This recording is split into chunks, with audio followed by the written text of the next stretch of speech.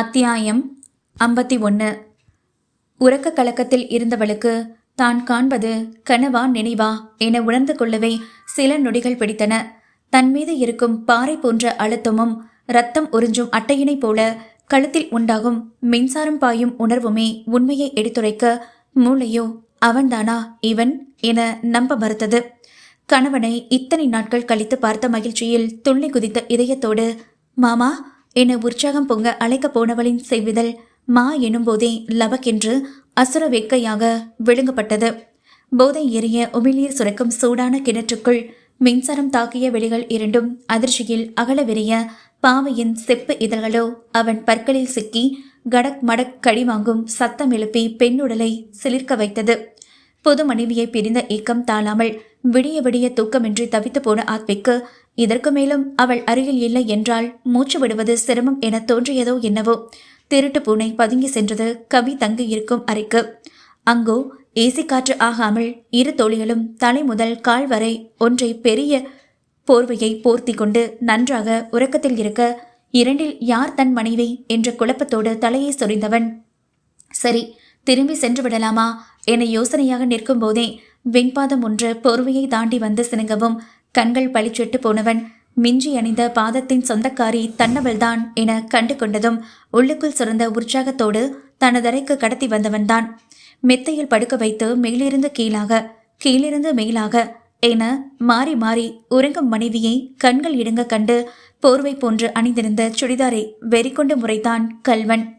கடைசியாக அவன் பார்த்து சென்றது புடவையில். அதுவும் போதை ஏற்றும் அவளின் குலைத்து வைத்த செங்கனிகளை பார்வையாலே கள்ளு குடித்து சென்றானே. இப்போதோ அன்று புடவையில் துருத்தி நின்ற அழகு பதுமையின் வளமையெல்லாம் தொளதொள சுடிதார் அச்சட்டையில் மொத்தமாக பத்திரப்படுத்தி வைத்து கொண்டது கல்வனின் கண்களில் சிக்காதவாறு. அப்படி இருந்தும் அவன் ஸ்கேன் விழிகள் கற்பனை குதிரை ஓட்டி பாவையின் மேனியில் அச்சாரம் பதித்து எது எது எந்தெந்த மூலையில் பதுங்கி இருக்கும் என்ற சரியாக கணித்துவிட்ட நிலையில் ஆணுடல் ஜிவ்வென்று கரண்ட் அடித்த உணர்வானது. மெல்ல அவள் அருகில் நெருங்கி ஸ்ரீரங்கநாதன் போஷில் தலைக்கு முட்டு கொடுத்து படுத்துக்கொண்ட அத்விக்கு மனைவியை ரசித்தவனின் கண்கள் நீரும் செல்ல செல்ல கிறக்கத்தில் சொருகியது.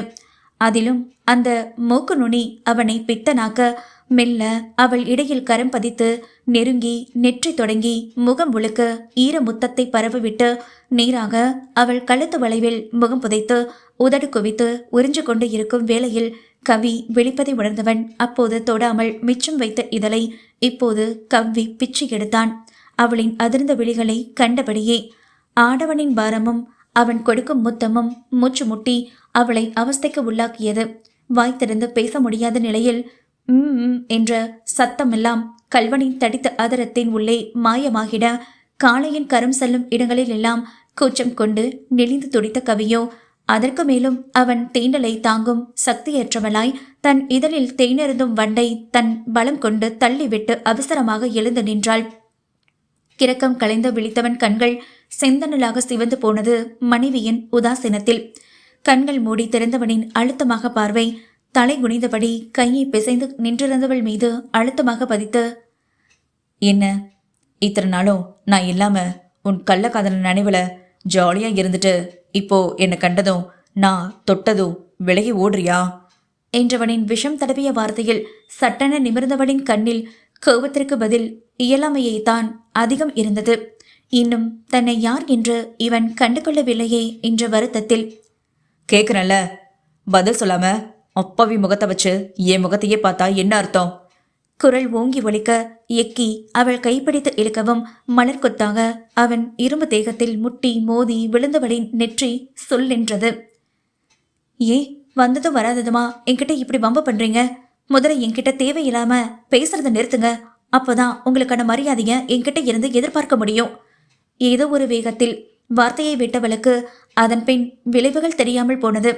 அடக்கப்பட்ட கோபத்துடன் கவியை பார்த்தவன் மனதில் என்ன ஓடுகிறது என்று நிச்சயம் அவளுக்கு தெரிய வாய்ப்பில்லைதான். நொடி பொழுதில் தன் மேலிருந்தவளை புரட்டி போட்டு தனக்கடியில் கொண்டு வந்த ஆத்வி பாவையின் மெல்லிடையை அரக்கத்தனமாக பிடித்து நசுக்க வழியில் முகம் சொலித்து அவனிடமிருந்து துள்ளி எழப்போனவளை எழவிடாமல் அழுத்தி பிடித்தவனாக, அப்பவும் சொல்றேன் இப்பவும் சொல்றேன், நீ எனக்கு இதுக்கு மட்டும்தான் யூஸ் என கட்டிலை காட்டியவன் ஒழுங்கா எனக்கு ஒத்துழைச்சு போனா உனக்கு நல்லது. இல்ல வெறியில இருக்க, உன்னை அலற விட்டு சாவடிச்சிடுவேன். கொஞ்சமும் கோபம் தனியாது சொன்னவன் அவளின் மிரளும் வெளிகளை காண்பதை தவிர்த்தவனாக மறுநொடியே அவள் இதழ் கவ்விய ஆத்வி முன்பு போல் சிறிதும் பொறுமை இல்லாமல் மொத்தமாக அவளை வலிக்க விட்டு திணற வைத்தான். மாமா வேணா, வலிக்குது. பெண்ணின் அலறல் எல்லாம் அவன் வாய்க்குள்ளே மறைந்து கண்ணீர் துளிகள் அவள் செவிகளை தஞ்சம் அடைந்து பஞ்ச இதழ்கள் சிதைந்து போனது. இது போதாதே, இடை நசுக்கிய கரங்கள் மேலேறி அள்ளியின் மலர் பந்தலில் தீவிரமாக மையம் கொள்ளவும் வெதிர்விதிர்த்து போனவளுக்கு அவன் முரட்டுத்தனமாக தீண்டும் தீண்டலின் வலியை தாங்க முடியாமல் கண்ணீர் விட முரட்டுக்கல்லனுக்கு அவையெல்லாம் உரைக்கவே இல்லை. அவன் எண்ணமெல்லாம் மீண்டும் மீண்டும் தன்னை புரிந்து கொள்ளாமல் உதாசீனப்படுத்தும் மனைவியை தன் வழியில் கதற வைக்க வேண்டும் என்பதிலேயே இருக்க கண்ணியவளின் மின்பாகங்களை சக்கை பிழிந்து ரணமாக்கி எடுத்துவிட்ட பின்னே சடாரென அவளை ஒதுக்கி தள்ளிவிட்டு கிடந்தவன் கூனி குறுகிய நிலையில் முகத்தை மூடி அழுது கொண்டிருந்தவளை தீர்க்கமாக பார்த்தான். எனக்கான மரியாதை எனக்கு எப்பவும் இருக்கும். உன் மரியாதையெல்லாம் எவனுக்குடி வேணும்? கொடுத்த பணத்துக்கு சலிச்சு போற வரைக்கும் நீ என் கூட தான் இருக்கணும். மீண்டும் படுக்கையை சுட்டி காட்டியவன், அதான் டீல். அதுக்காக தான் எனக்கு வரப்போற மனைவி இப்படிதான் இருக்கணுங்கிற கனவை களைச்சுக்கிட்டு உன்ன மாதிரி எதுக்கும் உதவாத ஒருத்தி கழுத்துல தாலியை கட்டினேன். அப்புறம் இதான் லாஸ்ட். இனிமே என் முன்னாடி சத்தமா பேசுறத இத்தோட நிறுத்திக்கோ, இல்ல ரொம்ப வருத்தப்படுவ. ஒவ்வொரு வார்த்தையும் அழுத்தம் திருத்தமாக உரைத்த ஆத்வி, சீக்கிரம் பொட்டி படுக்கையை கட்டிட்டு ரெடியாரு, கோயம்புத்தூர் போகணும். தகவலாக சொல்லிவிட்டு வெளியேறிவிட்டான். கவிக்கோ கடைசியாக அவன் சொன்ன வார்த்தைகள் எதுவும் அவன் மூளையை எட்டவே இல்லை. அவன் தந்த வழிகளையும் மீறி முதலில் ஆத்வி உரைத்த ஒவ்வொரு வார்த்தைகள் மட்டுமே திரும்ப திரும்ப ஒலித்து கொண்டு இருக்க ஒன்றும் புரியாத மழலை போன்று பரிதவித்து கண்ணீர் விட்டு அமர்ந்திருந்தாள். மனைவியிடம் அன்பாக பேசி ஆசை தீர தூக்கி கொஞ்சி முத்து குளித்து கொண்டாடிட இருந்தவனின் நல்ல மனநிலையை கெடுத்துவிட்டாள் கவி. ஒவ்வொரு முறையும் அவள் செய்யும் தவறுக்கு பெரிதாக கோபம் கொண்டு அவள் மனதை குத்தி கிழிக்க வேண்டி அப்போதைக்கு வாயில் வந்த வார்த்தைகளை பயன்படுத்தி அவளை காயப்படுத்தினாலும் நீலவானை மூடி இருக்கும் மேகக்கூட்டம் காற்றடித்தால் கலந்து செல்வது போல கவி மீது அவ்வப்போது துளிர்க்கும் கோபமும் ஆணவனையும் அறியாமல் கலைந்துதான் செல்கிறது அவளின் மழலை முகம் கண்ட பிறகு. இருந்தும் அவளால் ஏற்பட்ட அவமானத்தின் தாக்கம் ஆத்மியின் ஆழ்மனதை விட்டு அகலாமல் அவள் தன்னை தவறாக புரிந்து கொண்டு பேசும் ஒவ்வொரு கிறுக்குத்தனத்திலும் தானாக கோபம் எல்லை மீறுகிறது. அவளை பார்க்க வேண்டும் என்றே உறங்கக்கூட மறந்தவனாய் ஓய்வின்றி ஓடோடி வந்தவனை கடுப்பை கிளப்பிவிட்டாள் கவி. தூக்கம் கண்ணை சுழட்டியடிக்க ஹாலில் உள்ள சோஃபாவில் கமந்து விழுந்தவன் கனவில் கூட அவளை ஆட்சி செய்ய கண்ணை திறக்க முடியா சூழலில் கூட நொந்து போனான் ஆத்வி. யாதவ் வந்ததிலிருந்தே அறையை விட்டு வருவதில்லை ஸ்வாதி. மித்ரா இரவு தாமதமாக உறங்கியதால் காலையில் சோர்வாக விழித்து எழப்போனவளை அமுக்கி பிடித்து தன் கை வளைவில் வைத்து முத்தமிட்டு கொஞ்சி கொஞ்சியே மீண்டும் அவளை உறங்க வைத்த ஆதி அன்று வேறு ஞாயிற்றுக்கிழமை என்பதால் தானும் எழுந்து கொள்ள மனம் வராமலே அவளோடவே உறங்கி போனான்.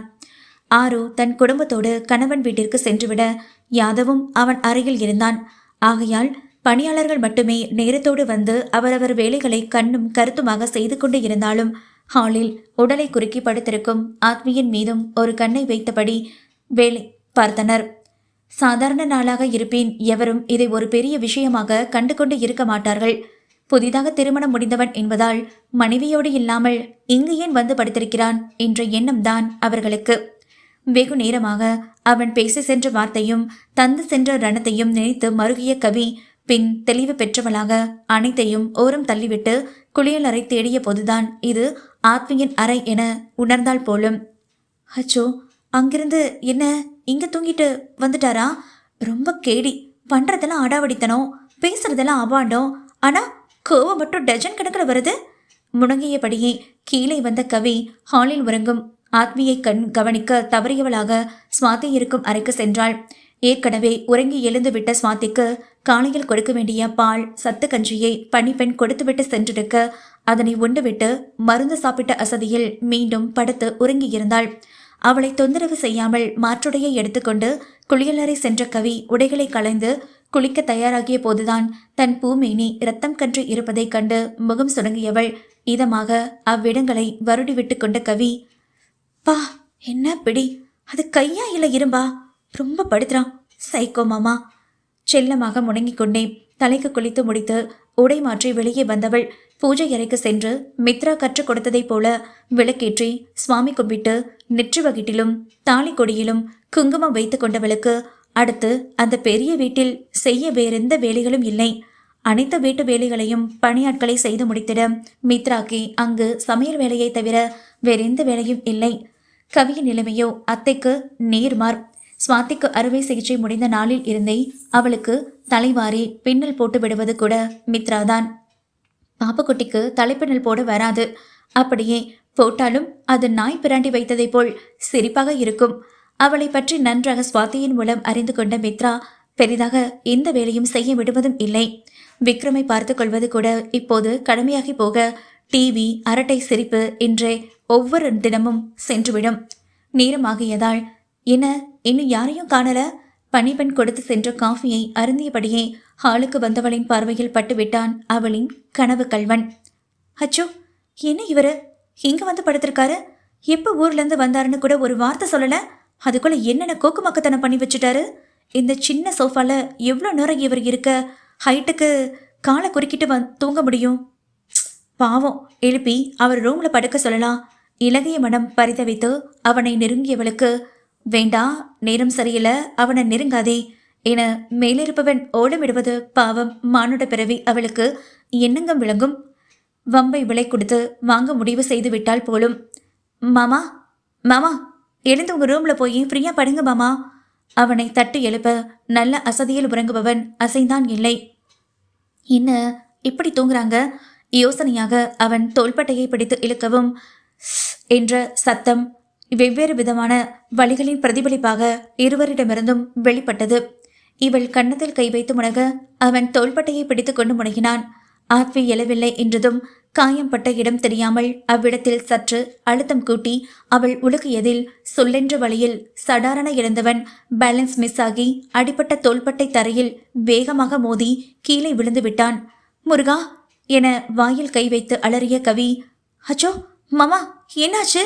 தோளை பிடித்தபடி வழியில் நெளிந்து கொண்டு இருந்தவனை மீண்டும் நெருங்கி அதே தோள்பட்டியில் கரம் பதித்து அவள் தூக்க முற்பட்ட வேளையில் வழியில் கோபம் எல்லை மீறி உடலை சுழட்டி எழுந்த வேகத்தில் ஆத்வியின் கரம் அவள் பட்டு கன்னத்தை பதம் பார்த்து விட்டது என்றால் ஆத்விக்கும் காயம் கொண்ட இடம் விண் விண் நின்று வலி எடுத்தது. கீழே விழுந்து அடிபட்ட போது கூட வலி தெரியவில்லை. ஓய்வு எடுக்காமல் பயணம் செய்தது, காயம் கொண்ட கையில் 50 கிலோ தாஜ்மஹாலை தூக்கி சென்றது எல்லாம் சேர்த்து வைத்து அப்போதே அவனுக்கு வலி எடுக்க தொடங்கிவிட்டாலும் பெரிதாக தெரியவில்லை. மனைவி மீதிருந்த ஆசையில் இப்போது கவி வந்து சீண்டியதும் வழியை தாண்டிய அவள் மீது உள்ள கோபமே துருத்தி கொண்டு மேலெழுந்து ஆத்திரத்தில் கை ஓங்கும் அளவுக்கு வைத்துவிட்டது. கன்னத்தில் வைத்து கண் கலங்கி நின்றவளை ஒரு பொருட்டாக நினைக்காமல் ஆத்வி அறைக்கு செல்ல முனையும் போதுதான் கண்டாள் அவன் சட்டையை தாண்டி கசிந்து வந்த குருதியை. அதிர்ச்சியில் விழி விரித்த கவி, என்ன இது, ரத்தம் வருது? அப்போ அங்க ஏற்கனவே காயம் இருந்திருக்கா? அதான் நான் தொட்டதும் வழியில இப்படி நடந்துக்கிட்டாரா? படபடப்பாக அவன் பின்னோடு ஓடியவளுக்கு என்னென்ன கை வைத்தியம் செய்ய காத்திருக்கிறானோ முரட்டு படவா. அத்தியாயம் 52. தனதரைக்கு வந்தவன் வேகமாக சட்டையை கழட்டி எறிந்து கட்டி போட்டிருந்த குருதி கசியும் காயத்தை கண்ணாடியினோடே கண்டு வழியில் முகம் சுணங்கினான். எல்லாம் அவளால. பேசாம நல்லா ரெஸ்ட் எடுத்துட்டு மெதுவா வந்திருக்கலாம். அவளை பார்க்கணுன்னு அவசர அவசரமா ஓடி வந்து இப்ப என்னாச்சு? ஆசையாவா பேசினா? இல்ல அக்கறையா ஒரு பார்வை? அதுவும் இல்ல. எப்ப பாரு என்னை தப்பாவே மீன் பண்ணி கோவத்தை கிளப்பி விடுறான் சிவந்த முக்கி.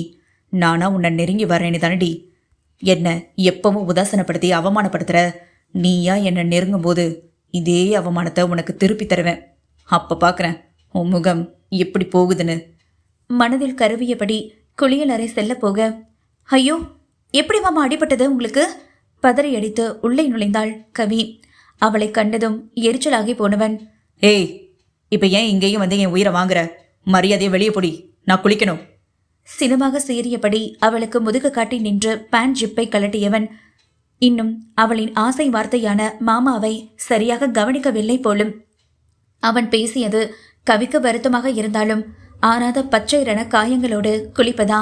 அவன் காயம் கண்டு கண் கலங்கிய கவி, என்ன குளிக்க போறீங்களா? அவன் பின்னோடு நெருங்கி ரத்தம் கசியும் காயங்களை வருடி பார்த்தாள் அச்சத்துடன். சிறிது நேரம் முன்தான் அவளாக நெருங்கினாள். பதிலுக்கு பதில் அவமானப்படுத்துவேன் என்று சபதம் கொண்டான். ஆனால் இப்போதோ ஆணவன் தேகம் பெண்கிளியின் பொன்கரம் பட்டதும் சிலிர்த்து போனது.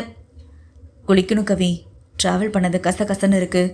அசையாமல் நின்ற வாக்கிலே அவளின் மற்றொரு கரத்தை பிடித்து எடுத்து தனது படிக்கட்டு வயிற்றில் அழுத்தி கொண்ட ஆத்வி கண்மூடி முணுமுணுத்தான்.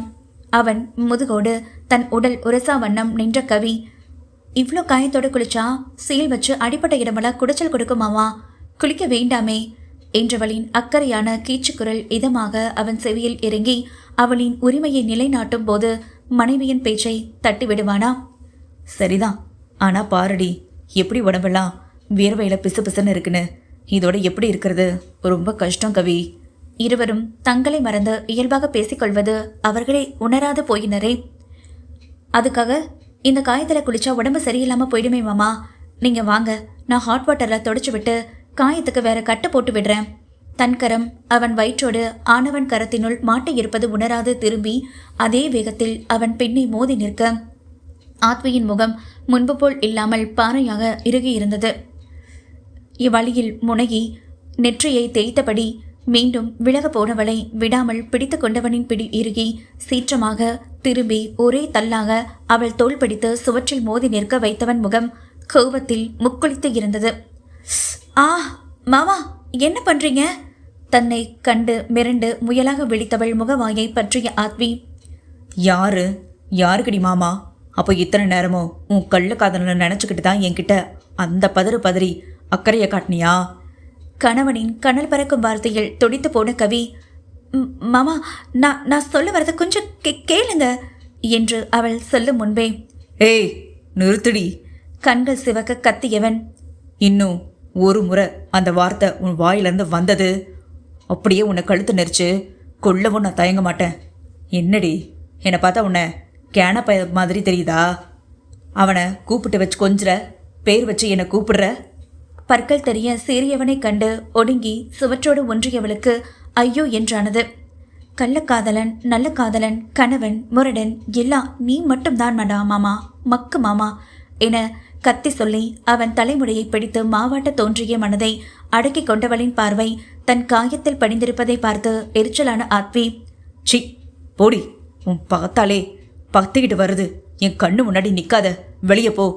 அவளை உதறி தள்ளவும் பேலன்ஸ் மிஸ் ஆகி கீழே விழுந்தவளை துளியும் கண்டு கொள்ளாது அணிந்திருந்த பேண்டை கழட்டி வீசிவிட்டு ஷவருக்கு அடியில் குளிர்ந்த நீரில் நின்று கோவத்தை தணிக்க முயன்றவனுக்கு எந்த ஒரு கவலையும் இல்லை, கூச்சமும் இல்லை.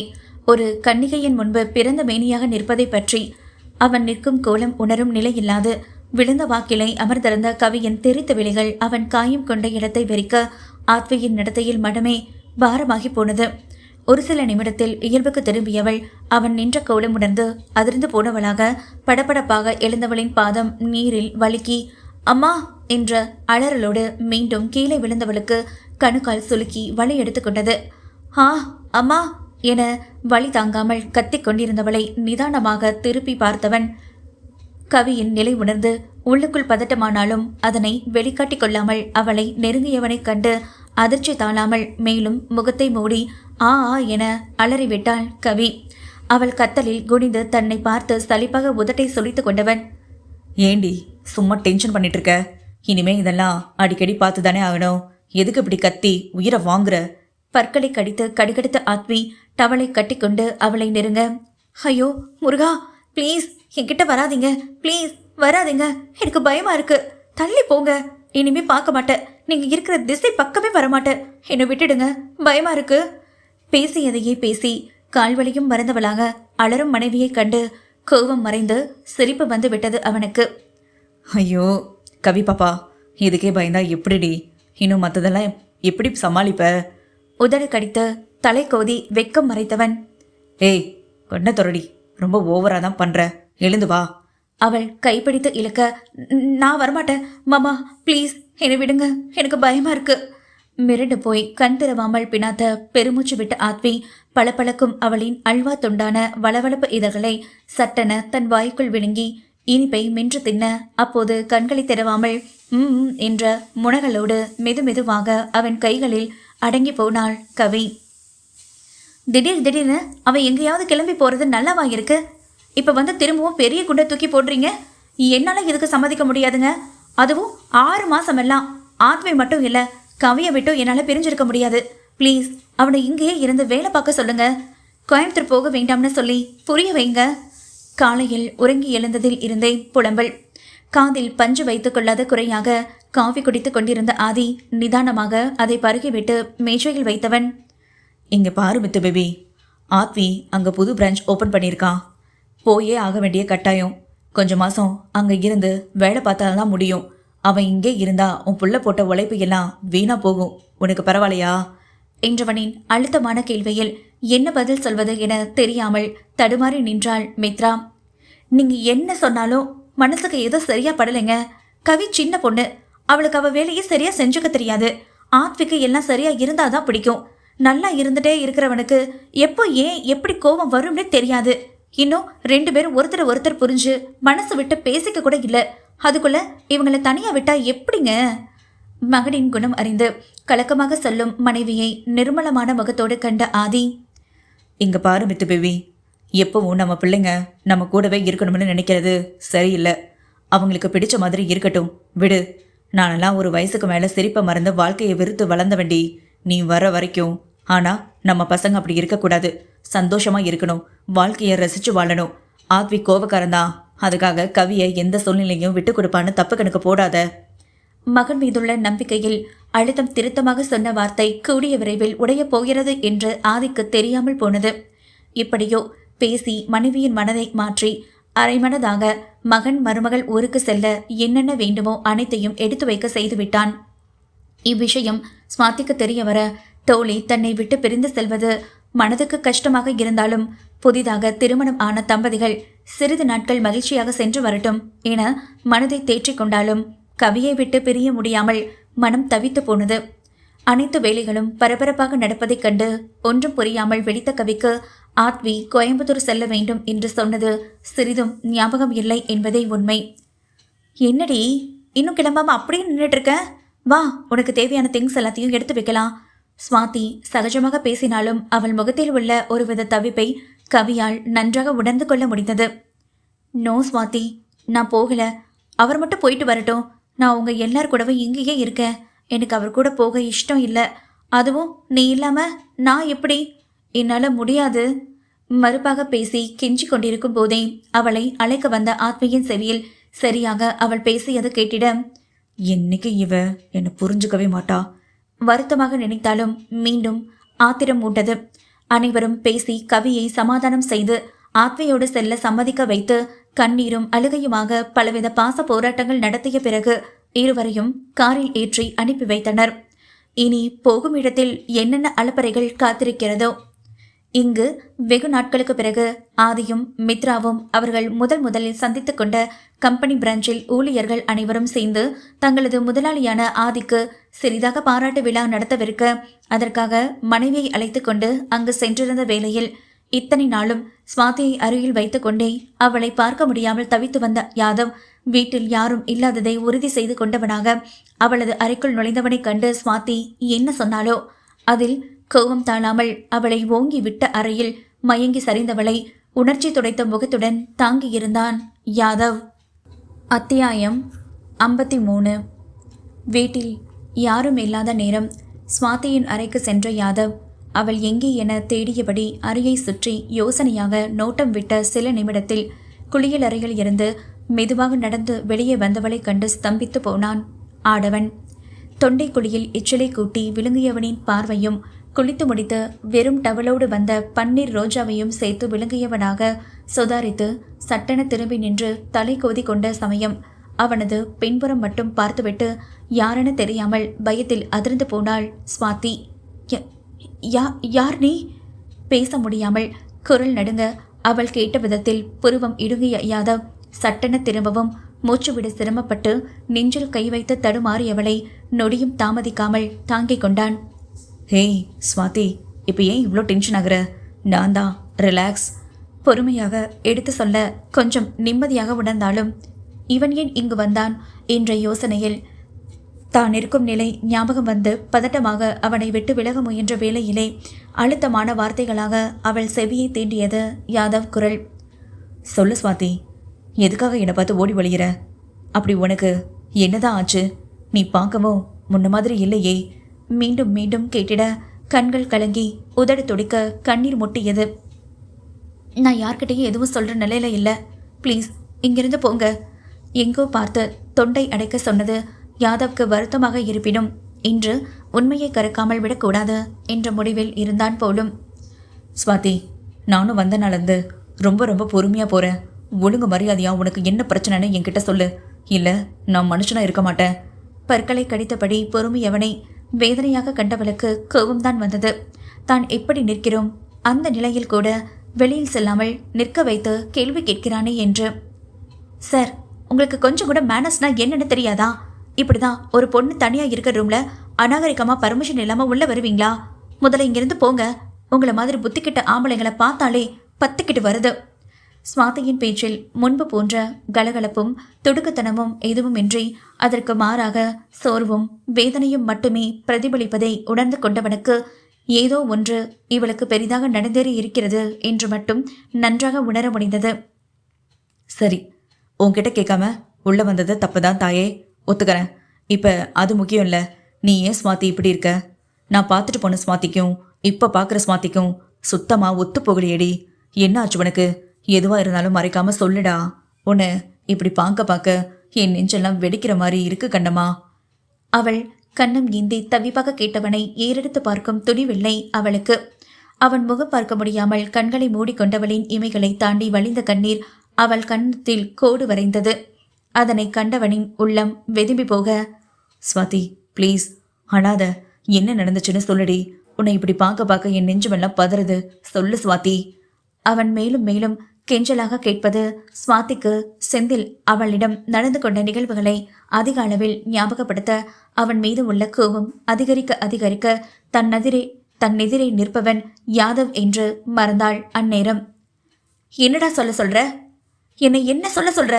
கேவலம் நீயும் இந்த உடம்புக்கு ஆசைப்பட்டுதானே நான் தனியா இருக்கேன்னு தெரிஞ்சுக்கிட்டு இங்க வந்திருக்க.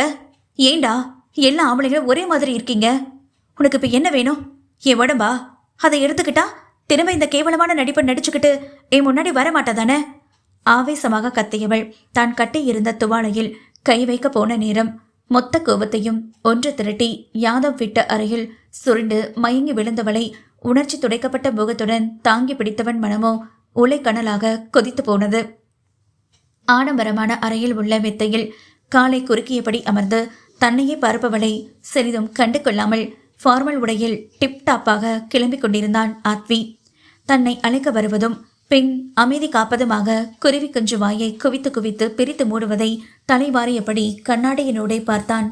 இருந்தும் அவளிடம் தாமாக சென்று பேசக்கூடாது என்ற முடிவோடு கவி மீது கடுங்கோபத்தில் இருந்தவன் நினைவு பின்னோக்கி சென்றது. காரில் தன் அருகில் அமர்ந்து வந்தவளின் முகம் படுமோசமாக மாறி சோகத்தில் மூழ்கி இருப்பதை எரிச்சலாக கண்ட ஆத்வி, இப்போ எதுக்குடி முகத்தை தூக்கி வச்சுட்டு உட்காந்துருக்க? ஏற்கனவே உன் சோடா புட்டி முகத்தை பார்க்க முடியல. இதுல சோகங்கீதம் தான் ஒரு கேடு. புன்னகை இல்லா அவள் முகம் காண சகிக்காது அவன் சொல்வதை தவறாக புரிந்து கொண்ட கவி, ஓஹோ, அப்படி பார்க்க முடியாதவளை எதுக்கு கூட கூட்டிட்டு போறீங்க? வீட்டில் விட்டு போக வேண்டியது தானே? நானாவது கொஞ்ச நாளைக்கு நிம்மதியா இருந்திருப்பேன். ஜன்னல் பக்கம் பார்வையை பதித்து அவள் பாட்டுக்கு சொல்ல வெறியானவனின் கைபேசி அலறவும் அவள் மீதுள்ள கோபத்தில் அட்டன் செய்து ஹலோ என்றதில்தான் எத்தனை கோபம். அந்த பக்கம் சிறு மௌனம் காத்து, ஆத்வி, நான் தான் பேசுறேன். ஒரு பெண்ணின் குரல் ஒலிக்க எரிச்சலானவன், நான் தானா? பேரலையா? என்றதும் அவள் பெயர் சொல்ல, ஹோ ஹரிதா நீயா என்றதுதான் தாமதம். அதுவரை வெளியே வெறித்து வந்தவளின் பார்வை கலவரமாக கணவன் புறம் திரும்பியது. சொல்லு, என்ன கால் பண்ணிருக்க? ஏதாவது முக்கியமான விஷயமா? ஒரு கண்ணால் மனைவியின் மீதியான முகம் பார்த்தபடியே சற்று பொறுமையாக கேட்டிட அந்த பக்கம் கேட்டுக்கொண்டு இருக்கும் ஹரிதாவுக்கு மண்டை சூடேறி போனது. ஏதோ காரணத்தோட கொலைறான் ராஸ்கல், தனக்குள் கருவியவள். ஆத்வி, அதான் நீங்க சொன்ன மாதிரியே நான் தான் எல்லா உண்மையை ஒத்துக்கிட்டேனே. திரும்பவும் ஏன் என்ன உங்க கூட இருக்க சொல்லி கட்டாயப்படுத்துறீங்க? ஹரிதா நீலி கண்ணீர் விட்டாலும் எப்படியாவது மீண்டும் ஆத்வியை தன் பக்கம் மடக்க வாய்ப்பு இருக்கிறதா என்று நயவஞ்சமாக எதிர்பார்த்தவளுக்கு இப்போது அவனை ஆஃபர் தருகிறேன் என்றால் வேண்டாம் என்றா சொல்லப் போகிறாள்? அவள் நடிப்பு அறியாதவன் ஆத்மியும் இல்லையே. இருந்தும் அவளை தன் கண்காணிப்பில் வைத்துக் கொள்ள வேண்டிய சந்தர்ப்ப சூழ்நிலையால் வேறு வழி இல்லாமல், என்ன பண்றது ஹரி, நான் சொல்ற வரைக்கும் நீ என் கூட இருக்கணும், இதுதானே டீல் என்றதும் கவியின் முகம் இருளடைந்து போனது. அவள் முகத்தை வைத்தே மனைவி வேறு அர்த்தத்தில் புரிந்து கொண்டாள் என நன்றாக அறிந்து கொண்டவனும் மேலும் அவளை வெறுப்பேற்றும் பொருட்டு, சரி ஹரி, நீ நேரா என் வீட்டுக்கு வந்துடு, நானும் இன்னும் சில மணி நேரத்தில் வந்துடுவேன் என்றவன் அழைப்பை துண்டித்து கவி முகத்தை பார்த்தான். கண்கள் கலங்கி அழுகையை அடக்கிக் கொண்டவளாக உதடு துடிக்க அமர்ந்திருப்பதைக் கண்டு இப்போதுதான் திருப்தியாக இருந்தது. ஹேய் கவி, என்ன சொல்லிட்டு இருந்த? உன்னை வீட்டிலே விட்டுட்டு வந்திருந்தா நிம்மதியாக இருந்திருப்பியா? இப்போவும் ஒன்றும் கெட்டு போகல. இங்கிருந்து உன்னை வேற கார் இல்லை நல்ல ஓட்ட பஸ்ஸை பிடிச்சி ஏற்றி விடுறேன், நீ வீட்டுக்கு போயிடுறியா? நக்கல் துணியில் கேட்டபடி அவன் காரை இயக்க கோபம் பொங்கியது கவிக்கு. ஏன் என்னை பஸ் ஏற்றி அனுப்பிட்டு உங்க முன்னாள் காதலி, உங்க பிள்ளைய சுமக்கிற காதலி கூட சந்தோஷமா இருக்கலாம்னு பாக்குறீங்களா? ஆத்திரமும் அழுகையுமாக கேட்டது அவனுக்கு டென்ஷன் அதிகரித்தது. ஏய், எதுவும் முழுசா தெரியாம அறவைக்கிட மாதிரி உளறி கொட்டாத. அவ என ஹரிதாவை பற்றிய விவரங்களை சொல்ல வாயெடுக்கையில், அதான் இப்போ கொஞ்சிக்குள்ளாவினீங்களே உங்க காதலி ஹரியோட, இதுல செல்ல பேர் வேற ஹரி குறின்னு, அவளதான் உங்களுக்கு பிடிச்சிருக்குன்னா ஏன் என்ன கல்யாணம் பண்ணிக்கிட்டீங்க? இத்தனைக்கும் உங்க குழந்தை அவ வயிற்றுல இருக்கு. அந்த சின்ன உயிரை பத்தி கூட நினைக்காம உங்க சந்தோஷத்தை மட்டும் எதிர்பார்க்கிற சைக்கோ நீங்க. கவி பேசியதில் கோவம் எல்லை கடந்து போக அவன் அடித்த அடியில் அவள் கன்னம் எரிந்தது. இனி நீ என் முன்னாடி வாய் திறந்து பேசவே கூடாது. மீறி பேசுன அப்புறம் நான் மனுஷனா இருக்க மாட்டேன். உனக்கு என் கூட வர இஷ்டம் இல்லைனா இப்பவே காரை நிறுத்துறேன். இறங்கி இப்படியே எங்காவது போய் தொலை. திரும்ப என் கண்ணில் மட்டும் பட்டுடாத. ஹரிதா என் கூட தான் இருப்பா. நீ அதை பொறுத்துக்கிட்டே இருக்க முடிஞ்சா இரு, இல்லாட்டி வந்த வழியை பார்த்துட்டு போயிட்டே இரு. உன்னை பார்த்தாலும் டென்ஷன் ஆகி எரிச்சலும் கோவம் தாண்டி அதிகமாக வருது. ச தலையில் அடித்து கொண்டவனை நடுங்கிய புள்ளிமானாக வெம்பலாக பார்த்தாள் கவி. அதிலிருந்து அவளை ஏறெடுத்தும் பார்க்கவில்லை அவன். மினி மாளிகை வீட்டிற்கு அழைத்து வந்த ஆத்மி பிரம்மாண்ட அறைக்குள் புகுந்து கொள்ள பேந்த விழித்த கவி அச்சத்தில் அவன் பின்னாடியே அதே அறைக்குள் நுழைந்து ஓரமாக கட்டில் மேல் அமர்ந்தவள்தான். அவனிடம் ஏதோ பேச துடிப்பதும் அவன் மிரட்டல் ஞாபகம் வந்து அப்படியே ஆஃப் ஆவதுமாக அவள் அவஸ்தையாக நெளிந்து கொண்டு இருப்பதை பார்த்தபடியே போனை காதில் வைத்தவன், வந்துட்டியா ஹரி? இதோ நானும் உன்னை பார்க்க வந்துட்டே இருக்கேன். சிரித்தபடியே பேசி சென்றதைக் கண்டு ஊமையாக கதறி அழுதாள் கவி. அத்தியாயம் 54.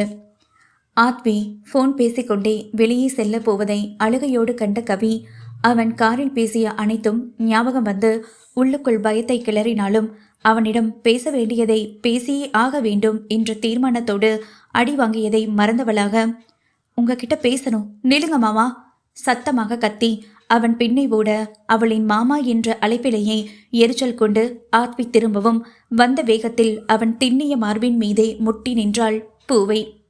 ஏய் பாத்துடி, இப்ப ஏன் இவ்வளோ வேகமா ஓடி வர? ஆத்வி பற்களை கடிக்க முட்டிய வேகத்தோடு அவன் சட்டை காலரை கொத்தாக பற்றி கொண்ட கவி, அவளை வீட்டுக்கு முதற்கொண்டு வர வச்சிருக்கீங்கன்னா அப்போ என்னை உண்மையாவே பழிவாங்க தான் கல்யாணம் பண்ணீங்களா மாமா? கண்ணீரோடு கோபமாக அவனை ஒழுக்கவும் மீண்டும் மீண்டும் தன்னை இவள் தவறாகவே புரிந்து கொண்டு பேசுகிறாளே என்றதில் ஆயாசமாக உணர்ந்தான். கவி, தேவையில்லாம பேசி டென்ஷன் பண்ணாத. எனக்கு வேலை இருக்கு.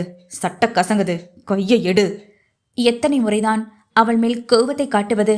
பாவம், சிறு பெண் வழி தாங்க மாட்டாள் என்றே பொறுமையாக எடுத்து சொல்ல கவி கேட்டாள் இல்லை. இல்ல, நீங்க என்னை ஏமாத்திட்டீங்க. நீங்க சொன்ன மாதிரியே என்னை பழி வாங்கிட்டீங்க. நான் கேட்டேனா என் சுவாதிக்கு பணம் கட்ட சொல்லி? நீங்கள தானே வந்து பணத்தை கட்டினீங்க. அதுக்கு நன்றி சொல்லி உங்க பணத்தை கொஞ்சம் கொஞ்சமா தரேன்னு சொல்ல வந்தவகிட்ட என்னென்ன பேசுறீங்க? எதுக்கு ஒவ்வொரு முறையும் என்னையும் என் மனசையும் காயப்படுத்தி சந்தோஷத்தை தேடுறீங்க மாமா?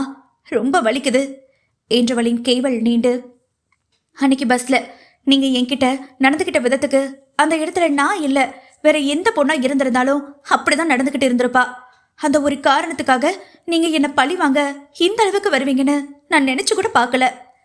கண்ணீர் அவள் கண்ணம் தாண்டி கழுத்தில் ஊடுருவி செல்ல ஆத்விக்கு கொஞ்சம் கொஞ்சமாக பொறுமை காற்றில் பறந்தது. கவி, ஜஸ்ட் ஷட் அப். தேவையில்லாததை பேசி என் டைமை வேஸ்ட் பண்ணாத. எனக்கு டைம் ஆகுது. அவனை மறக்க வேண்டும் என்று நினைக்கும் விஷயத்தை மீண்டும் அவள் ஞாபகப்படுத்தியது கோபத்தை கிளறியது. ஆனால் கவியோ இன்று அவனை விடுவதாக இல்லை போலும். இல்ல, முடியாது. இப்ப எதுக்கு அவளை இங்க வர சொல்லியிருக்கீங்க? அவளோட இருக்கத்தான் பிடிச்சு இருக்குன்னா என்ன ஏன் இங்க கூட்டிட்டு வந்தீங்க? ஒண்ணு அவ இங்க இருக்கணும், இல்ல நான் இருக்கணும். கவி விடாப்பிடியாக நிற்க பெருமூச்சு விட்டான் ஆத்வி. கவி, இட்ஸ் எனஃப். கொஞ்சம் விட்டா ரொம்ப ஓவரா போறியடி. பைத்தியம் மாதிரி உளராம கொஞ்ச நேரம் படுத்து ரெஸ்ட் எடு. நான் ஆஃபீஸ் போயிட்டு வரேன். எங்கே மீண்டும் கோபத்தில் கை நீட்டி விடுவோமோ என பயந்து அவன் இல்லாத பொறுமையை இழுத்து பிடிக்க, கவிக்கோ எங்கே தன் கணவன் தன்னை விட்டு அவள் பின்னே சென்று விடுவானோ என்ற பயமும், குழந்தையை காரணம் காட்டி ஹரிதா தன்னவனை பிரித்து விடுவாளோ என்ற எண்ணம் மட்டுமே கவி மூளையில் ஓடி பைத்தியம் பிடிக்க வைத்தது. முடியாது மாமா, எனக்கு ஒரு தெளிவான பதில் சொல்லாம உங்களை விட்டதா இல்ல. அவ இங்க இருக்கக்கூடாது, அவ கூட நீங்க பேசக்கூடாது. அவளை போக சொல்லுங்க, இல்லைனா நானே போய் அவளை விரட்டி விடுவேன். அடங்காமல் ஆவேசமாக அவன் சட்டையை பிடித்து உலுக்கி சண்டையிட்டு கத்தவும் வெளியேறி போனது ஆத்விக்கு. ஏய்! சினம் கொண்டு கொத்தாக அவள் பிடரியை பற்றியவனாக ஓங்கி அடிக்க கை நீட்டவும், அல்லது வீங்கிய முகத்தோடு பார்க்கவே பரிதாபம் கொள்ளும் முகத்துடன் கண்களை இறுக மூடி பயத்தில் உடல் உதற நிற்கும் கன்னி மலரைக் கண்டு ஓங்கிய கரம் நடுங்க அந்திரத்தில் நின்றது அவளை அடிக்க மனம் வராமல். அதே கரத்தால் வாரிய தன் சிகையினை அழுத்தமாக கலைத்து கொண்டவன் சட்டென என்ன நினைத்தானோ கொத்தாக அவள் துடிக்கும் சிவந்த அதரங்களை வன்மையாக கவ்வியிருந்தான். அவன் அடிப்பான் என்று நிச்சயமாக தெரியும். ஆனால் கிசடிப்பான் என்று தெரியாமல் போக நல்ல வேளையாக கண்ணம் தப்பித்தது என்று நினைத்து கொண்டவளுக்கு பரிதாபமாக தன் உதடு அவனிடம் மாட்டிக்கொண்டு படும் பாட்டை இதமாக உணர்ந்தாளோ என்னவோ. இருக்கரம் உயர்த்தி அவன் கழுத்தில் மாலையாக போட்டுக்கொண்டவள் கண்மூடி அவன் முத்தத்தில் லயித்து இருக்க, ஆத்விக்கோ மனைவியின் அருகாமையில் உடல் சூடேறி ஆண்மையின் வேட்கை வெளிவரத் தொடங்கியது. முத்தமிட்டபடியே அவளை மெத்தைக்கு நகர்த்தி சென்றவனின் எண்ணமெல்லாம் கணவனின் எண்ணமாகி போனது. பாவையின் பிடரை பற்றியே கரத்தால் தன் முகத்தோடு அழுத்திக் கொண்டு முத்தத்தை தீவிரப்படுத்த மறுகரமோ இடை பிசைந்து விளையாடத் தொடங்கியது. ஆடவனின் தீண்டலில் கூச்சத்தில் நெளிந்தவளோ முத்த வேட்கையில் மூச்சு முட்டி திணறி போக தலையசைத்து முத்தம் போதும் என அவள் செய்யும் செய்கையே இன்னும் மனைவி மீது பித்தனாக மாற்றியது. வெண்ணிடையை வெளிச்சம் படாமல் மூடி வைத்திருந்த அவளின் மேற் சட்டையை விலக்கிவிட்டு மிருதுவான அவளின் இடையில் ஏசையில் குளிர்ந்து போன கரத்தை பதிக்கவும் ஹக் என்ற சத்தத்தோடு துள்ளி குதித்து விலக போனவளின் இடை அவன் கையில் படு மோசமாக நசுங்கின. மாமா, வலிக்குது. கவி ஈனஸ்வரத்தில் முனகியது அவன் செவிகளில் போதை ஏற்றுவதாய் அமைய, நரு, ஒவ்வொரு நாளும் விதவிதமா என்ன கொல்றடி ராட்சசி என்றவனின் போதை ஏற்றிய பிதற்றலையும் அவளின் பெயரை அவன் சொன்ன விதத்தையும் கண் சொக்கி மூச்சு வாங்க கிடந்தவள் கவனிக்கவில்லையே. மெல்ல அவள் கழுத்தில் முகம் புதைத்து ஆழ்ந்த மூச்செடுத்தவனின் கட்டுப்பாடுகள் ஒவ்வொன்றாக கட்டவிழத் தொடங்கியது. அயன் செய்து அணிந்த சட்டை பாவையின் கைவண்ணத்தில் கசங்கி அவன் தொண்டைக்குழி தாபத்தில் ஏறி இறங்கும் அழகை அரைக்கண் மயக்கத்தில் கண்டவளின் பெண்மை பூவாக மொட்டு மலர்ந்து அடிவயிற்றில் ஒருவித பரவசத்தை அளித்தது. மாமா, உணர்ச்சி பெருகும் பாவையின் அழைப்பில் நரு என்று அவள் கழுத்து வளைவில் அமுதம் உறிஞ்சியவனின் இடை கசகிய கரம் மெல்ல மெல்ல பாம்பு போல் ஊர்ந்து இடையில் இருந்து மேலேறி பஞ்சு போன்ற கோபுர அழகில் வன்கரம் கொண்டு பிசையவும் இதயமே நின்று போனது. அங்கம் பிசையும் அவன் கரத்தை தன் மென்கரம் கொண்டு சட்டென பற்றியவளுக்கு மூச்சுவிட சிரமமாகி கழுத்தை நெளித்து சினுங்கிய கவி, மாமா விடுங்க, வேலை இருக்குன்னு சொன்னீங்களே, நேரமாகுது. வெளிவராத குரலில் முனகியது அவன் செவியில் எட்ட வேண்டுமே. கவி, உன் லிப்ஸில் ஏண்டி இவ்வளோ ஸ்வீட்டாக இருக்கு? உனக்கு மட்டும்தான் இப்படி இருக்குமா, இல்லை எல்லா பொண்ணுங்களுக்குமே அப்படிதான் இருக்குமா? கிறக்கத்தில் பிதற்றியவன் அவள் கழுத்தில் நறுக்கென கடித்து வைத்து, இங்க என்னடி வச்சிருக்க? வெண்ணெய் கட்டி கையில கரையுதே பேபி என்றவனின் கரம் அவள் கோபுர அழகில் மையல் கொண்டு அழுத்தம் கூட்டி வெண்ணையை கரைத்தவன் முரட்டு அதரம் புதையலை தேடி கீழிறங்க போக அவன் தலைமுடியை இறுக்கமாக பற்றிய கவி, மாமா ப்ளீஸ், என்னால் முடியல, நீங்க வேலைக்கு போங்க. திணறி போனவளுக்கு ஆடவனின் இத்தகையான நெருக்கம் இன்ப அவஸ்தையாகி போனது. சும்மா போனவன நீ தானடி சூடேத்தி விட்ட. இப்ப போய் போனா போனா எப்படி போயிடுவேனா? மோகம் ததுமிய கண்களை பார்க்க முடியாமல் வெட்கம் கொண்ட பாவையின் முகத்தை ரசனையாக கண்டவனின் மற்றொரு கரம் அவள் நெற்றி வருடி கண், காது, மூக்கு, கன்னம், உதடு வரை வலம் வந்தது. கழுத்தில் மையல் கொண்டு கடைசியாக உடல் சிலிர்த்து மேலெலும்பிய முன்னழகில் பதிக்க ஒரு நொடி அதிர்ந்து விழித்து இதமாக இமை மூடிய அழகில் ஆடவனின் கீழ் வயிறு அவள் வயிற்றில் இடிக்க ஹக் என துள்ளி விழித்தவளின் முகம் பார்க்க பார்க்க தாறுமாறாக விழித்து கொண்டது அவன் ஆண்மை. ரொம்ப சோதிக்கிறடி நீ. I can't control myself. I need you நரு. மோகத்தில் துடித்து மேற்சட்டையை கிழித்து எரிந்தவனைக் கண்டு மிரண்டு போன கவி விபரீதம் உணர்ந்தவளாக அவனிடமிருந்து விலக முயன்ற வேளையிலேயே அவளது சைடு ஓப்பன் டாப்ஸ் டர்ரென கிளையும் சத்தத்தில் இதயமே நின்று போனது பாவைக்கு. மாமா, என்ன பண்றீங்க என்றவளின் அலறல் சத்தம் காற்றில் கலக்க அவளின் மேல் சட்டையோ அவள் பூ உடலை விட்டு பறந்து சென்று விளக்கை மூடியது. பூக்கரங்கள் பாதுகாப்பு வளையமாக மார்பின் குறுக்கை மாறி உடல் விடவிடக்க செய்ய, அச்சோ மாமா அவள் கத்த. டெம்ட் ஆக்கிட்டு விலகாத கவி, அப்புறம் மிருகமான தாங்க மாட்ட, கிட்ட வாடி என்றவனுக்குதான் சிறிதும் பொறுமையில்லாமல் போனது. ஸ்லீவ்லெஸ் உள்ளடையில் மின்னும் மனைவியின் அசரடிக்கும் அழகை கண்டு, இல்ல வரமாட்ட பயத்தில் இடதும் வலதுமாக தலையாட்டிய கவி, ப்ளீஸ் மாமா இப்போ வேணாமே என்றவளுக்கு கணவனோடு இணையும் போது எந்த ஒரு மனக்கசப்பும் இன்றி மன சங்கடங்கள் நீங்கி பெருக்கெடுக்கும் காதலோடு மன நிறைவோடு இருவரும் இல்லறத்தில் இன்பமாக கலக்க வேண்டும் என்றதில் மிகுந்த ஆவல் இருந்தது. இப்போது இருவருக்கும் இடையில் சாதாரணமான பேச்சுவார்த்தைகள் கூட இல்லாத நிலையில் தன்னை அவனிடம் கொடுக்க விரும்பாதவளாக அவனை முற்றிலுமாக தவிர்க்கும் நோக்கில் இருந்தாள் கவி. ஆத்வியோ உள்ளம் முழுக்க பாவை மேல் நிறைந்து வழியும் காதலை அவளிடம் வெடுக்குணர முடியாமல் தன் காதலை மட்டுமே முன்னிறுத்தி, கவி, இதுக்கு மேல முடியவே முடியாதுடி. ஆட்டம் கட்டாத, கிட்டவா, அல்வா துண்டா உன்னை மொத்தமா விழுந்து துடிக்குது என்றபடியே அவளை நெருங்க, இல்ல மாமா இப்ப வேண்டாமே ப்ளீஸ் சொன்னதையே சொல்லி வேண்டாம் என்று மறுப்பு தெரிவிக்கவும் அவளுக்கு இன்னும் தன்னை பிடிக்கவில்லை போலும் என்று நினைக்கையில் வெறிக்கொடி போனது. இப்போ உன்னை தருவியா மாட்டியாடி? பற்களை கடித்தவனுக்கு துளியும் பொறுமையின்றி போனது மோகத்தவிப்பில். நீங்க என்ன கேட்டாலும் இப்ப முடியாது, கிளம்பி வேலைக்கு போங்க மாமா. எத்தனை நேரம்தான் பெண்ணழகை கணவன் பார்வையில் படாதவாறு மறைக்க முடியாமல் தவிப்பது? நோ கவி, எனக்கு இப்பவே நீ வேணும். அடம் பண்ணாம வாடி. உரிமைய ஆத்வி தாவி அவளை பிடித்திழுத்து மெத்தையில் போட்ட வேகத்தில் கட்டில் அதிர துள்ளியவளின் மென்மைகளும் ஒரு சேர குலுங்கி அடங்க பதட்டத்தில் பெட்ஷீட்டை எடுத்து தனது மறைத்து கொண்டவளுக்கு அழுகை முட்டியது. கண்ணீர் அருவியாக ஊற்றெடுக்க, என்ன விட்டுருங்க மாமா ப்ளீஸ். கை குப்பி கெஞ்சி குலுங்கி அழுதவளை கண்டதும் பாதரசம் போல் சுருக்கென வடிந்து போனது அவன் மோகத்தவிப்பு ஆசையெல்லாம். குலுங்கி அழும் மனைவியை நிர்மலமான முகத்தோடு கண்டவன், போதும், அள்ளறத நிறுத்து. இரும்பை உடைக்கும் குரல் ஓங்கி ஒலித்திட நெஞ்சு திறந்து போனாள் கவி. என்ன ஒரு ரேபிஸ்ட் அளவுக்கு உணர வச்சிட்டல்லடி. அந்த அறையை அதிர வைத்தாலும் மேலும் மேலும் தன்னை புரிந்து கொள்ளாமல் மனதளவில் காயப்படுத்திக் கொண்டிருக்கிறாளே என நினைக்கையில் கவி மேல் பெருங்கோபம் எழுந்தது. அவன் வார்த்தையில் பதறி கண்ணீரோடு அவனை காண கோபத்தில் சிவந்து இருந்த அவன் முகம் உள்ளுக்குள் கிளிபிடிக்க செய்தது. ஒவ்வொரு முறையும் நானா உன்னை நெருங்கி வரேன்ற திமிரல தானடி என்னை அவமானப்படுத்தி குளிர்காயிற. இப்ப சொல்றேன் கேட்டுக்கோ, இனி உன் பக்கம் நான் வரமாட்டேன், உன்னை தொடவும் மாட்டேன். அவ்வளோ ஏன், நீ இருக்கிற தசை பக்கம் கூட இனி எட்டி கூட பார்க்க மாட்டேன். அதே மாதிரி என்னை நீ கேள்வி கேட்டோ என்னை நெருங்கி வரவோ முயற்சி பண்ண தொலைச்சிடுமே உன்னை. சீரும் வேங்கையாக உருமாறி கர்ஜித்தவனின் சத்தம் அதை அதிர ஆத்வியின் உறுதியான வார்த்தைகளை சரியாக புரிந்து கொள்ளாமல் விட்டது எத்தகைய பெரிய தவறு என்று உணராமல் போனாள் கவி.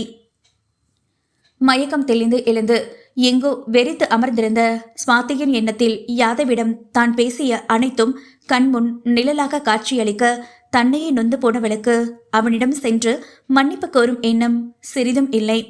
மிக குறுகிய காலத்தில் அவள் மனதில் இடம் பிடித்து சிம்மாசனம் போற்று அமர்ந்த மன்னவன் அவன்.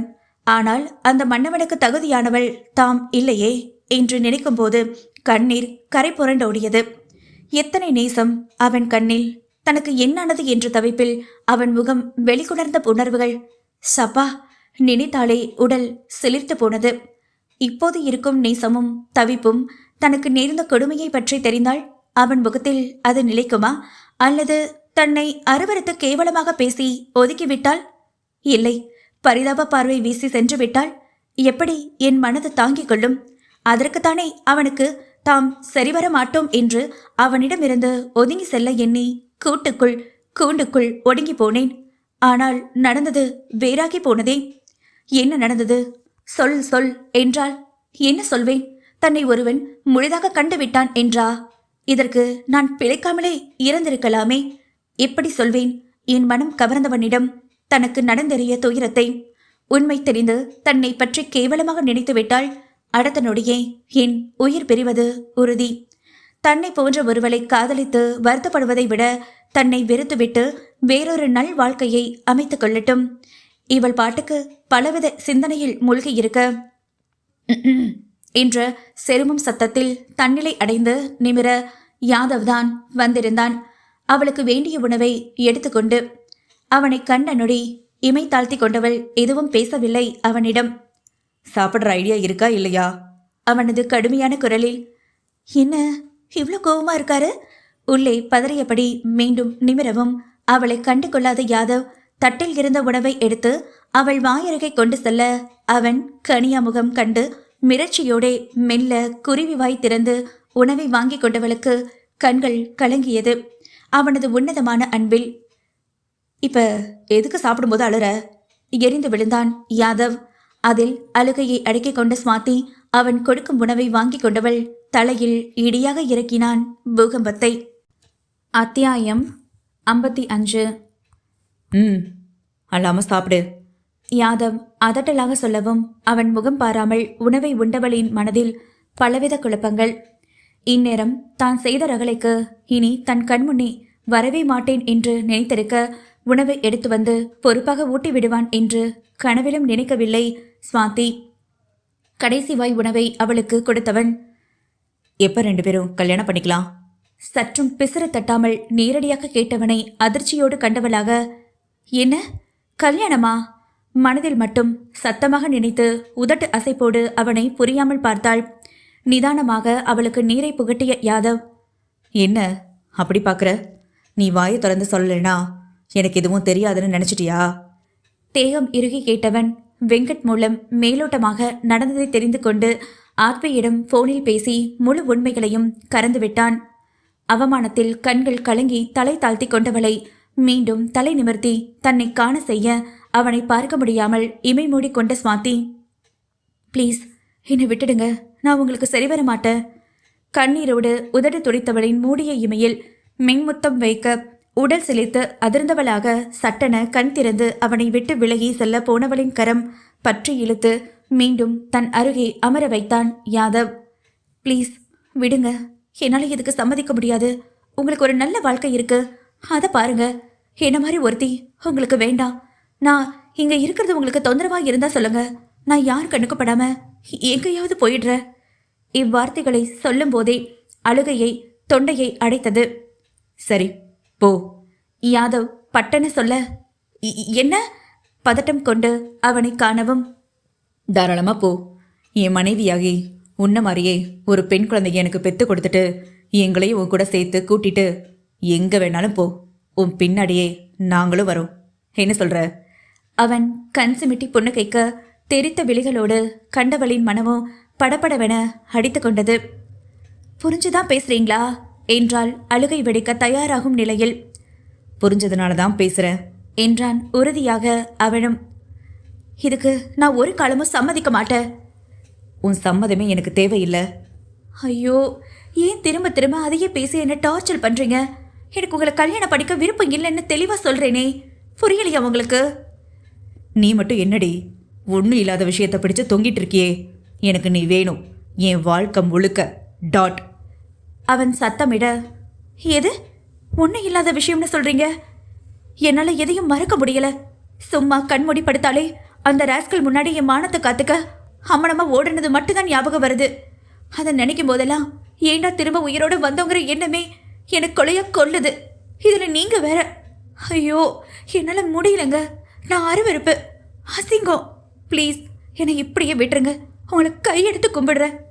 அவள் முகத்தை மூடி கதறி அழுவதை வேதனை மாறாத முகபாவனையோடு கண்டவன் மனதிலும் சுவாதி அந்த இக்கட்டான நிலையில் எப்படி துடித்திருப்பாள் என்று நன்றாகவே உணர்ந்து கொள்ள முடிந்தது. அந்த நேரத்தில் தன்னவளோடு தாம் இல்லாமல் போய்விட்டோமே என உள்ளுக்குள் கொதித்து போனவனுக்கு சுதந்திர பறவையாக இருந்தவளை இந்த நிலைமைக்கு கொண்டு வந்தவன் மீது குத்தி கொன்று போடும் அளவுக்கு கொலை வெறியானது. இங்க பாரு சுவாதி, நடந்து முடிஞ்சதை எதுவும் மாற்ற முடியாது. உன்னை அவன் கெடுத்தே இருந்தாலோ எனக்கு அதை பற்றி எந்த கவலையும் இல்லை. ஏன்னா எனக்கு உன் உடம்பு மேலே காதல் வரலடி, உன் மனசு மேலே வந்த காதல் தான் என் மனசு முழுக்க நிறைஞ்சு இருக்கு. கண்ட நாயும் கேவலமான எண்ணத்தில் பார்த்துடுச்சு அப்படின்னு எல்லாம் என் சுவாத்தியை என்னால் நிர்கதியாக விட்டு போக முடியாது. கஷ்டப்பட்டு உயிர் பிழைச்சு வந்திருக்க. தேவையில்லாமல் பேசி அடி வாங்கிய செத்துடாத. எனக்கு நீ வேணும் என் வாழ்க்கை முழுக்க. இந்த அழுகாட்சி சீனெல்லாம் இதோட முடிச்சுக்கிட்டு ஒழுங்கா கல்யாண பொண்ணா லட்சணமா சிரிச்ச முகத்தோட மாமனை பார்க்கும்போதெல்லாம் வெக்கத்தோட இரு. கல்யாணம் பண்ணி சந்தோஷமா வாழலாம். என்ன சொல்ற? அவளின் கலங்கிய அலைப்பாயும் விழிகளில் அவனது சூரிய பார்வையை கலக்கவிட்டு அழுத்தமாக ஆழமாக அவன் காதலை உணர்த்திய விதத்தில் எந்த பெண்ணுக்குதான் இப்படி ஒருவனை வேண்டாம் என்று சொல்ல மனம் வரும்? ஏற்கனவே அவன் பால் விழுந்து கிடந்த அவள் மனம் இப்போது சொல்லவா வேண்டும்? வார்த்தைகளில் பதில் கூறவில்லை அவள். ஆனால் அந்த பார்வையில் அவனுக்கான மொத்த பதிலையும் தேக்கி வைத்து ஆனந்த கண்ணீர் பெருக்கெடுக்க இமைக்காமல் அவன் வசீகர முகத்தையே வைத்த கண் வாங்காமல் பார்த்து கொண்டிருக்கிறாளே, அதை உணர்வு பூர்வமாக உணர்ந்து கொண்டவனும் மீசை விரிய புன்னகைத்து அவள் நெற்றி முட்டினான். இனி எதுக்கும் நீ அழக்கூடாது சுவாதி. உனக்காக நானும் எனக்காக நீயும்னு படைக்கப்பட்டவங்க. அதான் உயிர் போகிற நிலைமையிலையும் எனக்காக நீ திரும்ப உயிரோட வந்திருக்க கண்ணம்மா. உன்னை ரொம்ப நல்லா பார்த்துப்பேண்டி. ஆனால் அதுக்கு பதிலாக நீ ஒன்று எனக்கு பண்ணி ஆகணுமே என்று புதிர் போடவும் என்ன என்பது போல் குழப்பமாக புருவம் சுருக்கினாள். ரொம்ப யோசிக்காதடி. அழகா கியூட்டான ஒரு ஸ்மைல் வேணும். சிரி என்றவன் பெருவிரல் கொண்டு அவள் மென்னுதல் வருடையதில் கண்கள் படபடக்க வெட்கம் வந்து தன்னையும் அறியாமல் புன்னகை தவழும் முகத்தை அவனிடமிருந்து மறைக்க எண்ணி அவனை விட்டு விலக போனவளை இடை வளைத்து பிடித்தவன் அவள் நெற்றியில் முத்தமிட்டவனாக, ரொம்ப அழகா இருக்கடி ரசனையாக கூறி சிரிக்க துடிக்கும் அவள் முகத்தையே பார்த்திருந்தான். சார் விடுங்க, எனக்கு கூச்சமா இருக்கு. சுவாதி நெளியவும் அவளது வெட்கம் பார்க்க பார்க்க ஆடவனின் பார்வையில் மாற்றம் நிகழ்ந்து அழகாக துடித்து சிரிக்கும் அவளது மாதுளை நிற இதழில் மையல் கொண்ட யாதவின் பார்வையை நன்கு உணர்ந்து கொண்டவள், சார் ஏன் அப்படி பார்க்குறீங்க? அவஸ்தையாக கேட்டவளுக்கு வெட்கம் பிடுங்கியது. இன்னும் சாதானா? உஷ்ணமாக வெளிவந்த மூச்சுக்காற்றில் இதம் காய்ந்தவள், வேற எப்படி கூப்பிடணும் என்றால் உள்ளடங்கிய குரலில். சார் தவிர வேற எப்படினாலும் கூப்பிடு, உனக்கு இல்லாத உரிமையா என்றவனுக்குத்தான் விரிந்து விரிந்து நடுங்கி துடிக்கும் அவள் இதழ் மீது அத்தனை மோகம். சாரனே கூப்பிட்டு திடீர்னு மாற்றி கூப்பிட ஒரு மாதிரி கஷ்டமா இருக்கே, கொஞ்சம் டைம் கொடுங்க. தனது பார்வையை சந்திக்க முடியாமல் அவள் திண்டாடும் அழகு அவனை கொள்ளை கொள்ள வைத்தது. அதற்கு மேலும் தாங்காது அவள் இதழ் வரையில் தனது எச்சில் கொண்ட மையால் மென்மையாக கவிதை எழுத தொடங்க ஒவ்வொரு வரியாக அவன் எழுதி கொண்டிருக்கும் எச்சில் மொத்த கவிதைகளை உணர்வுகள் எனும் புத்தகத்தில் அழகு பெட்டகமாக சேமித்து வைத்து கொண்டாள் பாவை. இங்க பாரு, கீழே உள்ள ரூம்ல தங்கிக்கோ. உன் கேவலமான புத்தியை காட்டி நரி தந்த தீட்ட நினைச்ச உன்னை மட்டும் இல்லை, உன்னை சேர்ந்த ஒவ்வொரு ஆளையும் உரு தெரியாம அழிச்சிட்டு உன்னையும் ஒன்று இல்லாம செஞ்சிடுவேன். ஆத்வியின் கர்ஜனையில் எல்லாம் என் நேரம். உள்ளுக்குள் சலித்து கொண்டாலும் வெளியே அப்பட்டமான அச்சம் அவள் முகத்தில் படிந்து, சரி ஆத்வி என வேகமாக மண்டையை ஆட்டி வைத்தாள் ஹரிதா. பார்வையால் பொசுக்கி தள்ளியவன், வேளை வேலைக்கு சாப்பாடு தண்ணி எல்லாம் ஒரு ரூமுக்கே வரும். நீயா தேவையில்லாம யாரோடவும் பேசக்கூடாது. மீறி பேசி ஏதாவது வில்லங்கம் பண்ண நினைச்ச. ஒற்றை விரல் நீட்டி கடுமையாக எச்சரித்த விதத்தில் பயத்தில் எச்சிலை கூட்டி விழுங்கியவளாக, எதுவும் பண்ண நினைக்க மாட்டேன் ஆத்வி நடுங்க சொன்ன போதும் அவள் மீது நம்பிக்கை இல்லாமலே அலுவலகம் சென்றான் ஆத்வி. 2 நாட்கள் கடந்து விட்டது கணவனை கண்டு. அவன் சொன்னது போலவே கவி கண்ணில் படவே இல்லை.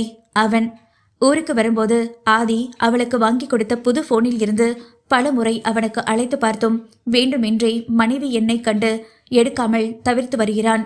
நள்ளிரவில் வீட்டுக்கு வரும் ஆத்வி கவி தங்கியிருக்கும் அறைக்கு செல்லாமல் அதற்கு பக்கத்து அறைக்கு சென்று கதவடித்துக் கொள்வதை சூனியம் பிடித்த பச்சை கிளி ஒன்று பார்த்து கொண்டுதான் இருந்தது.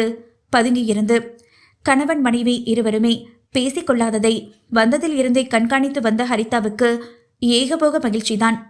அதிலும் பகல் வேளையில் அறையிலே அடைந்து கிடக்க முடியாமல் வெளியே வரும் கவிக்கு அவ்வீட்டில் உள்ள வேலையாட்கள் கொடுக்கும் ராஜ மரியாதை வேறு கடுப்பை கிளப்பும். அவளுக்கு பிச்சைக்கறிக்கு வந்த வாழ்வை பாரு. அறையில் பதுங்கி நின்றபடியை பார்த்து பார்த்து வயிறு கருகி போவாள். கவிக்கோ நாள் முழுவதும் மித்ரா, சுவாதி, ஆரு என அவர்களோடு போனில் பேசியே நேரங்கள் கிடுகிடுவென கடந்துவிடும். அவர்களிடம் பேசும் வரை உள்ள உற்சாகமும் மகிழ்ச்சியும் பேசி முடித்ததும் வடிந்து ஆத்வி தன்னோடு எப்போது பேசுவான் என்ற கவலையே மீதி நேரங்களை ஆட்கொள்ளும். இரவு 11 மணி வரை கணவனுக்காக காத்திருந்து பின் உறக்கம் கண்ணை சுழட்டும் போதுதான் அறைக்கே எழுந்து செல்வாள். இதையெல்லாம் ஒளிந்து பார்த்திருக்கும் ஹரிதாவின் மனதிலோ ஆத்வியை தன் வழிக்கு கொண்டு வர வேண்டும் என்றால் கவியை முதலில் இங்கிருந்து துரத்தியே ஆக வேண்டும் என்ற திட்டத்தோடு தக்க சமயம் பார்த்து காத்திருக்க தொடங்கலானாள். சுத்த வேஸ்டடா நீ. உன்னை நம்பி ஒரு வேலையை ஒப்படைச்சதுக்கு இப்படி கால் உடங்கி போய் காணத்துக்கும் எழுந்து நடக்க முடியாதபடிக்கு வந்திருக்க. இதுக்கு நானே முன்னாடி பாம் வச்சு அந்த ஆதியோட குடும்பத்தை மொத்தமா போட்டு தள்ளின மாதிரி சொச்சம் இருக்கிற குடும்பத்தையும் எப்பவோ போட்டு தள்ளி இருந்திருப்ப. நீதான் தேவையில்லாம நடுவில் புகுந்து அந்த ஆத்வி பையில தோற்கடிச்சு போட்டு தள்ளினா அந்த குடும்பமே அவனை நினைச்சு கதறி அழும்போது ஒவ்வொருத்தரா சித்திரவதை செஞ்சு சாகடிக்கலாம்னு ஏதேதோ சொல்லி என் மனசையும் கழிச்சு இப்படி டம்மி பாபாவா வந்து படுத்து கிடக்கிற. ஆக்ரோஷமான குரலில் கத்தி சரிந்து விழும் முந்தானை தூக்கி தோளில் போட்டபடி அங்கும் இங்கும் பரபரப்பாக நடந்து தோற்றத்தில் வெள்ளி சிம்ரன் போல் ஸ்லிம்மாக இருக்கும் தாய் அன்னலட்சுமியை சலிப்பாக பார்த்தான் தீபக். இங்க பாருமா, தேவையில்லாம பேசாத. நானும் அந்த நாயை கொல்ல பல வழியில முயற்சி செஞ்சுட்டேன். அவன் ரொம்ப உஷாரா என்கிட்ட இருந்து தப்பிச்சு போனா நான் என்ன பண்ண முடியும்? இப்போ கூட பெத்த புள்ள இப்படி கால் உடைஞ்சு போய் நடக்க முடியாம வந்திருக்கேன்ற கவலை கொஞ்சமும் உனக்கு இல்லைல்ல? உனக்கு தேவையெல்லாம் அந்த ஆத்மீய குடும்பம் கூண்டோட சாகணும், அவ்வளோதானே?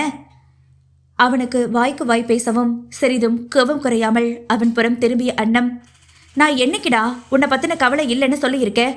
இப்போ இந்த குளத்துல உன்னை பார்க்க என் பெத்த வயிறு எப்படி எரியுதுன்னு உனக்கு தெரியாத தீபக். அதுக்கும் மேல நான் உயிரியே வச்சிருந்த உங்க அப்பாவை அந்த ஆதி துடிக்க துடிக்க கொண்டு போட்டாடே, எனக்கு எப்படி இருக்கோ? கோபத்தில் கண்கள் சிவக்க ஆவேசமாக கத்திய அன்னத்தின் நியாயம் தீபக்குக்கு புரியாமல் இல்லை. சிறு வயதில் இருந்தே தந்தையை கொன்ற ஆட்களை பழிவாங்க வேண்டும் என்று சொல்லி சொல்லியே வளர்க்கப்பட்டவன் தீபக். ஆத்வி படிக்கும் பள்ளி கல்லூரி தொடங்கி ஸ்போர்ட்ஸ் ரேஸ் முதற்கொண்டு விடாமல் பின்தொடர்ந்து எதிலுமே ஆத்வியை தோல்வியுற செய்து பின் அவனை மொத்தமாக வீழ்த்த வேண்டும் என்றே இதுநாள் வரை காத்திருந்து முயற்சி செய்து கால்கள் பறிபோனதுதான் மிச்சமாகி போனது. பாருடா பாரு, எப்படி சிங்கம் மாதிரி அந்த போட்டோல உங்க அப்பா இருக்காருன்னு என்று நிற்காத நடையோடே கை நீட்டி ஆட்டி சுவற்றில் மாட்டி இருக்கும் ஆளுயர போட்டோவில் மாலையும் பொட்டுமாக அழுத்தமான முகத்தோடு கொண்டிருக்கும் ரோஹித்தை காட்டிய அன்னத்திற்கு தன் காதலனான ரோஹித்தை பார்க்க பார்க்க ஆதியை மட்டுமின்றி அவனது குடும்பத்தையும் சேர்த்து கொள்ளும் வெறி கூடிக்கொண்டே போனது. ரோஹித் போன சீசனில் வந்த பயங்கர வில்லன். மித்ராவை கடத்தி சென்று அவளிடம் தவறாக நடந்து கொள்ள முயற்சித்தவன் மட்டுமில்லை, பல தடை செய்யப்பட்ட தொழில்களை தொடங்கி அவனுக்கு இல்லாத கெட்ட பழக்கங்களே இல்லை.